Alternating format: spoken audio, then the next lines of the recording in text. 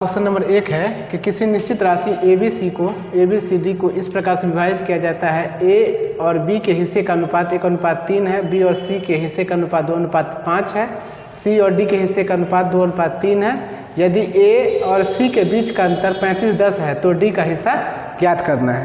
तो ऐसे क्वेश्चन को सबसे पहले जो पढ़ लेते हैं, पढ़ने के बाद जो क्वेश्चन है उसको लिखना है, एज इट इज जो करना है वो कर दीजिए। ABCD तीनों के रेशियो के बारे में पूछ रहा है तो हम लिखते जाएंगे जैसे जैसे कर रहा है। A और B के हिस्से का अनुपात दिया हुआ है 1:3, B और C के हिस्से का अनुपात दिया है 2:5,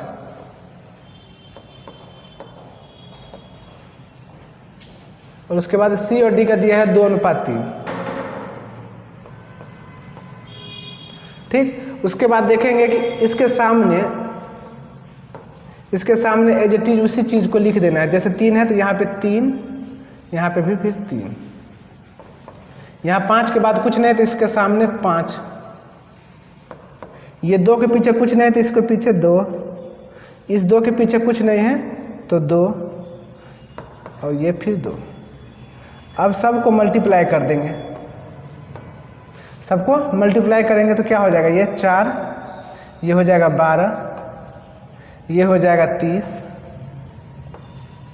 और ये क्या हो जाएगा 45।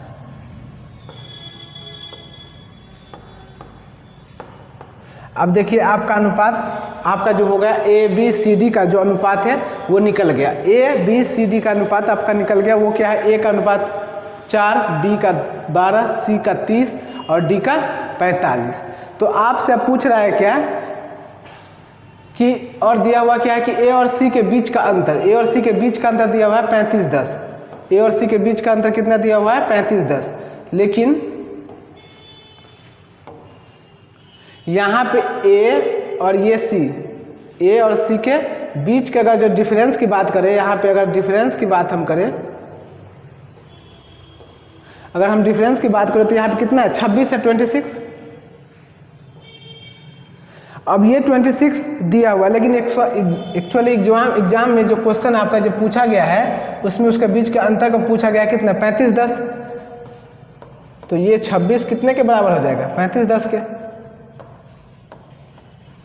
ठीक, तो 26 जो है 35:10 के बराबर है, तो 1 यूनिट कितने के बराबर हो जाएगा, तो 1 यूनिट हो जाएगा 35:10 बटा कितना 26।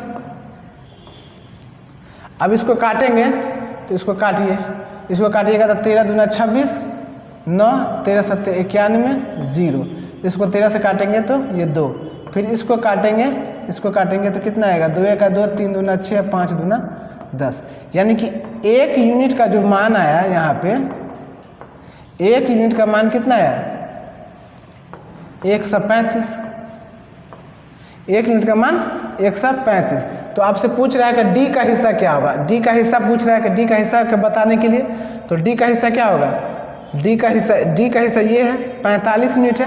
तो 1 यूनिट का मान 135, तो 45 को कितना से गुना करेंगे 135 से, 135 से गुना करेंगे तो ये कितना आ जाएगा 60-75। तो आपका आंसर हो जाएगा ये। गुना नहीं भी करते तब पर भी आपका काम चल जाएगा, क्योंकि 5 को 5 से गुना करेंगे तो लास्ट में 5 ही आएगा। तो इस हिसाब से इसमें तो 0 दिया हुआ है, इसमें 0 नहीं, 0 दिया हुआ, इसमें भी 0 दिया है। लास्ट में 5 वाला एक ही ऑप्शन है, वो ऑप्शन है C। तो आपका आंसर हो जाएगा C। ठीक है।